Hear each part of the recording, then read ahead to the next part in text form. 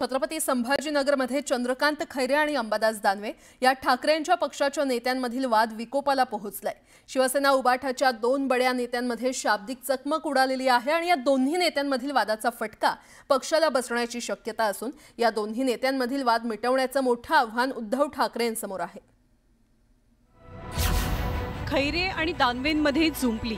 मला अंबादासने सांगितलेलंच नाहीये, तो अंबादास दानवे स्वतःला असं समजतो की बस तो आहे तो सगळ्यात मोठा, किती 2-4 महिन्यातच यायचा तो आता जाणार पण मात्र मी त्यांना म्हणू का तुम्ही काय।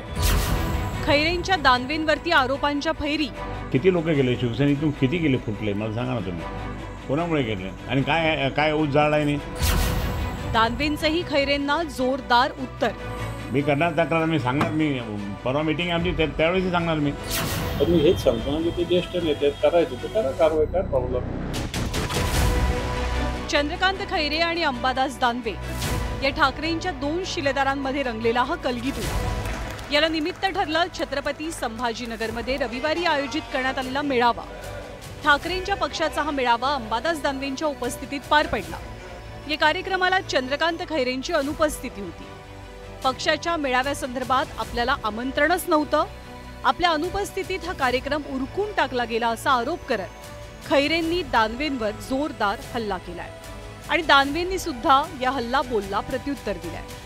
ते समाजाच्या मेळाव्याला जातात म्हणजे दांडीच मारली नाही, त्यांना विचार, मला नाका विचार। मग दांडी मारली। आता त्यांनी मागच्या काळात माझ्यावर काय काय बोलले, मी उत्तर दिलं का? देणार पण नाही।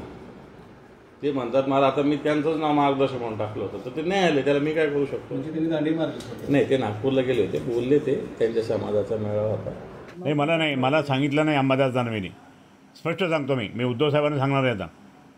मला अंबादासने सांगितलेलंच नाही आहे, तो अंबादास दानवे स्वतःला असं समजतो की बस तो आहे तो सगळ्यात मोठा, किती 2-4 महिन्यातच यायचा तो आता जाणार पण मी करणार तक्रार, मी सांगणार, मी परवा मीटिंग आमची त्यावेळेस सांगणार मी।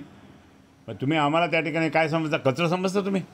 अरे शिवसेना मी वाढवली आणि नंतर हा आला, नंतर येऊन काय करतो आणि काड्या करण्याचं काम करणार, हे मला आवडत नाही, बिलकुल नाही आवडत। ज्येष्ठ आहेत, ज्येष्ठाविरुद्ध कसं बोलू मी? तुमच्यावर कारवाई करायला लावणार आहे मातोश्रीला? पक्षप्रमुख जो सांगेल ते ऐकायला मी तयार आहे। तुम्ही 4च महिने नंतर बघून येऊन म्हणतात। मग आता मी त्यांना म्हणू का तुम्ही काय? मला असं वाटतं की शिवसेनेचा नेता आहे हे सगळ्यात महत्त्वाचं आहे, याला काही कालावधी नसतो। पण मी हेच सांगतो ना की ते ज्येष्ठ नेते करायचे तर करा कारवाई, काय प्रॉब्लेम। अंबादास दानवेंमुळे शिवसेनेतले अनेक लोक फुटलेत असा आरोप चंद्रकांत खैरेंचा आहे आणि या संदर्भात आपण उद्धव ठाकरेंकडे तक्रार करणार असल्याचेही खैरे सांगतायत।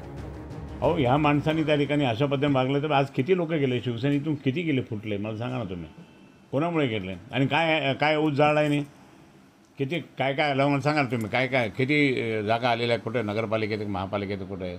म्हणून त्या ठिकाणी आंदोलन हे करायचं तर आम्ही एकत्र म्हणून केलं तर उलटं चांगलं आहे, पण तो जर करणार नसेल तर नको। जे काही पक्षाने जर काही आदेश दिलेला आहे त्याप्रमाणे काम करणार। छत्रपती संभाजीनगर हा एकेकाळचा शिवसेनेचा बालेकिल्ला। इथूनच शिवसेना वाढली आणि मराठवाड्याच्या विविध भागात फोफावली। मात्र 2022 साली झालेल्या पक्षफुटीनंतर अनेक शिलेदारांनी ठाकरेंची साथ सोडत एकनाथ शिंदेंसोबत जाणं पसंत केलं। एकीकडे ठाकरेंच्या पक्षाला गळती लागलेली असताना दुसरीकडे खैरे आणि दानवे या पक्षाच्या दोन शिलेदारांमधला वाद विकोपाला पोहोचलाय। पक्षाला पुन्हा ऊर्जितावस्था निर्माण करण्याच्या प्रयत्नात असलेल्या उद्धव ठाकरेंसमोर या दोन नेत्यांमधला वाद मिटवण्याचं मोठं आव्हान असेल। सिद्धार्थ गोदामसह bureau report, news 18 Lokmat, Chhatrapati Sambhajinagar.